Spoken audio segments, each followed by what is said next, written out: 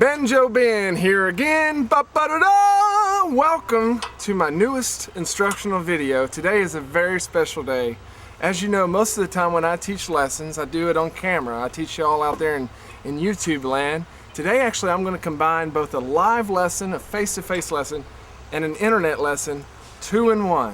I found a student that's willing to come on camera with me, and I'm going to give you just a little taste of what it's like to take a lesson face-to-face. Well, the first thing I'm going to show you is just banjo one-on-one, and there are only actually 3 chords that a banjo player has to know to get through 90% of the music out there. Okay. Are you ready? I'm a lawn mowing man, really. That's my background. Yeah. And there's 3 chords that I need to know.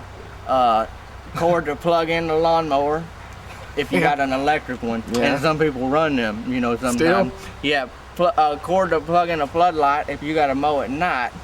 And then a cord to plug in the radio if you're nearby, so you can listen to some tunes. That makes the time pass. It really does. Well, these are a little different. People don't believe that. It really does. Well, the first chord, let's go ahead and talk about. The first chord that you want to, it's the easiest chord perhaps to make on any instrument. Okay. And that's what we call just a bar chord. Bar chord. And it takes 1 finger. Okay. So if you got 1 finger, you can do this one. Okay. So a man with no fingers can't play the banjo. Actually, I've seen people with no fingers play the banjo. You know, there's old fella uptown, BJ Tillis, and he ain't got no fingers. Hello. He ain't got no fingers on always all right. On his right hand. He got that powerful right little nub on his right hand with no fingers, and he just punch it right in a Tuesday. People make do with what they got. You really do. Well, we're gonna make do with our next chord position here.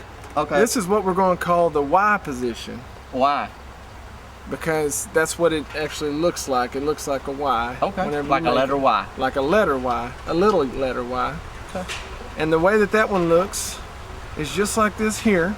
We're going to start on the 3rd fret. A couple weeks back, I don't know if you heard about this, they had these thunderstorms. I mean, lightning, thunder, everything rolling in the town. And that came through Nashville too. And I could not get any lawn mowing done because, well, it's raining. I tried to do it whenever I can, but it's just so bad.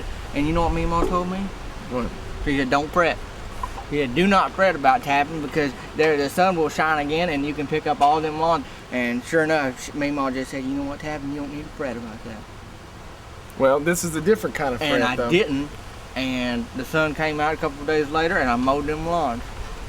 See? So I know what you're talking about. The Lord will take care of you. So buddy. right down here, 3rd fret. You want me to fret? I want you to fret this time. Okay. I won't tell me, Mom. Alright, and we're going to just switch our first 2 fingers there. You see how we just switched the strings? And we're going to make what's called a 3rd inversion. Okay. Can you do that? A 3rd inversion. 3rd inversion. You know, there's a feller. Oh, he don't live in town no more. He's out in the country. I tell you what, though.